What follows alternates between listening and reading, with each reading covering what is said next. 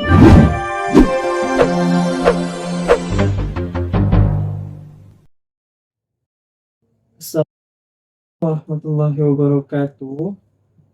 Baiklah, saya akan mempresentasikan lembar jawaban ujian tengah semester ganjil tahun ajaran 2024-2025 dari mata kuliah Ekonomi Mikro, kelas MJ103, Prodi Manajemen PJJ S1.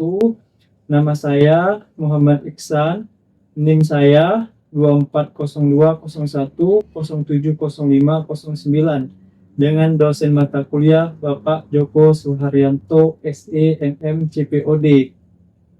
Pada kesempatan kali ini saya akan membuat ulasan atau review atas kebijakan mikro yang pernah ditetapkan oleh pemerintah dari era reformasi hingga era pemerintahan saat ini, satu kebijakan. Selanjutnya saya akan mempresentasikan apa dampak dari kebijakan tersebut dari sisi mikroekonomi. Baiklah, kita mulai dengan ulasan kebijakan mikro yang saya pilih mengenai kredit usaha rakyat atau KUR. Apa yang dimaksud dengan kredit usaha rakyat atau KUR? Kredit usaha rakyat atau KUR adalah program pembiayaan yang dikeluarkan oleh pemerintah Indonesia dengan tujuan meningkatkan akses pembiayaan untuk usaha mikro, kecil, dan menengah atau UMKM.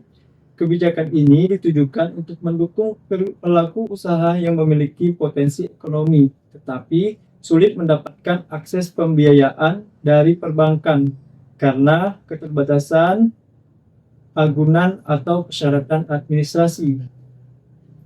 Kapan KUR ditetapkan dan pada era pemerintahan siapa? Program KUR pertama kali diluncurkan pada tahun 2007 pada masa pemerintahan Presiden Susilo Bambang Yudhoyono atau SBY. Hingga saat ini, kebijakan ini terus dilanjutkan dan dikembangkan oleh pemerintahan selanjutnya, termasuk pemerintahan Presiden Joko Widodo yang meningkatkan plafon kredit dan memberikan bunga yang lebih rendah. Apa dampak dari sisi mikroekonomi? 1. Peningkatan akses pembiayaan untuk UMKM. Sebelum adanya KUR, banyak UMKM kesulitan mengakses kredit karena tidak memiliki agunan yang cukup. Dengan skema KUR, pemerintah memberikan subsidi bunga dan menjamin sebagian risiko kredit, sehingga perbankan lebih berani memberikan pinjaman kepada UMKM. Hal ini meningkatkan inklusi keuangan secara signifikan. Kebijakan ini sangat efektif dalam menjangkau pelaku usaha kecil yang selama ini terpinggirkan dari akses ke sistem keuangan formal. Dampak yang kedua yaitu pertumbuhan UMKM dan penyerapan tenaga kerja. Dengan adanya tambahan modal kerja dari KUR, banyak UMKM yang berhasil memperluas usaha mereka, meningkatkan produktivitas, dan menciptakan lapangan kerja baru.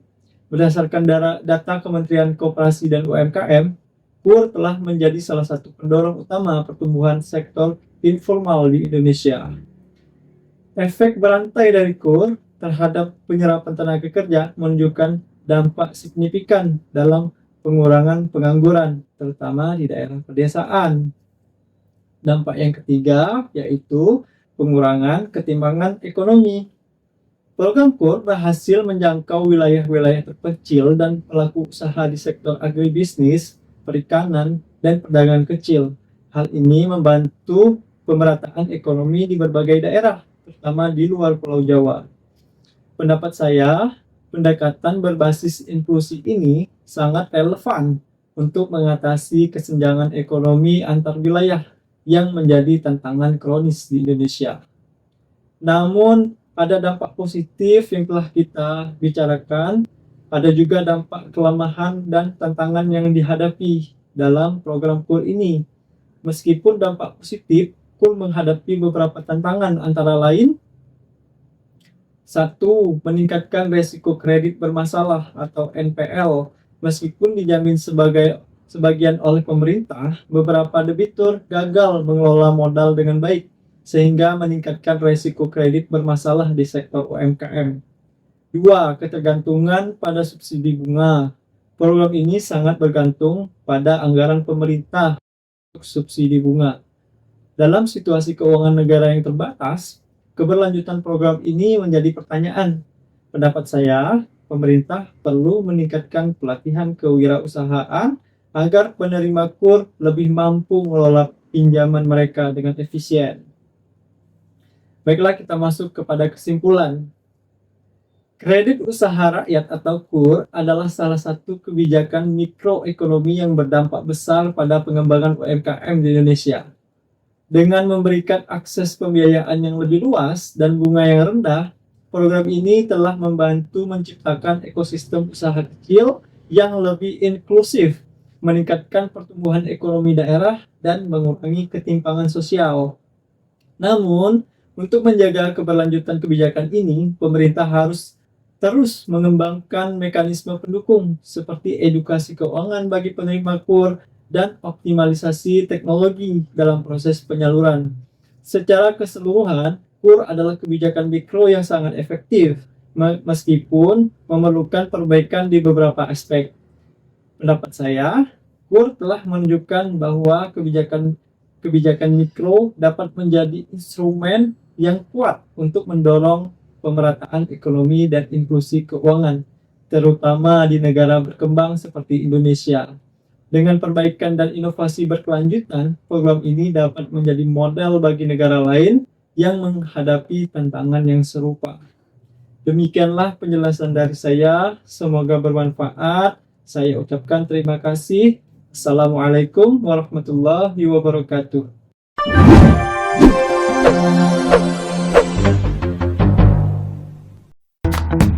Kredit usaha rakyat atau KUR.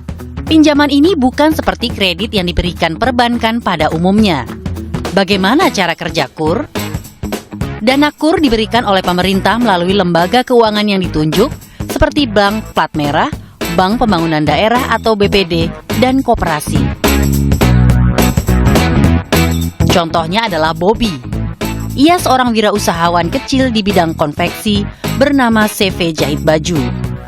Pesanan berdatangan, sayangnya CV Jahit Baju tak mampu mengimbangi banyaknya permintaan. Jumlah pegawai masih sedikit, alat kerja minimalis, dan modal untuk belanja bahan baku tidak ada. Bobby pun berusaha mencari tahu cara mendapatkan modal tambahan ke bank melalui skema KUR. Berbeda dengan kredit modal usaha, jumlah pinjaman maksimal untuk KUR adalah 25 juta rupiah. Bunga yang diberikan bervariasi antara 9% sampai 12% tergantung profil risiko usaha nasabah. Karena usaha Bobby rentan tutup, bunga yang dikenakannya pun adalah yang tertinggi, yakni 12%. Jika CV Jahit Baju tutup dan Bobby tak mampu mengembalikan kredit, maka uang yang diberikan akan ditandai sebagai kredit macet dan tetap ditagih di lain hari. Tetapi, dalam kondisi seperti ini, perbankan tidak akan dirugikan karena KUR dijamin oleh lembaga penjaminan, yakni Askrindo dan Jamkrindo. Sebaliknya, jika CV Jahit Baju berhasil mengembangkan usaha, kredit usaha rakyat milik Bobby wajib dikembalikan dalam tenor 3 tahun. Berusaha mencari tahu cara mendapatkan modal tambahan ke bank melalui skema KUR. Berbeda dengan kredit modal usaha, jumlah pinjaman maksimal untuk KUR adalah 25 juta rupiah.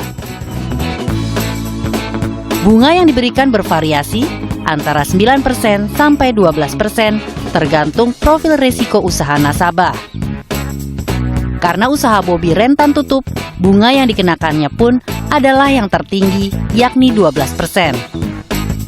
Jika CV Jahit Baju tutup dan Bobby tak mampu mengembalikan kredit, maka uang yang diberikan akan ditandai sebagai kredit macet dan tetap ditagih di lain hari. Tetapi, dalam kondisi seperti ini, perbankan tidak akan dirugikan karena KUR dijamin oleh lembaga penjaminan, yakni Askrindo dan Jamkrindo.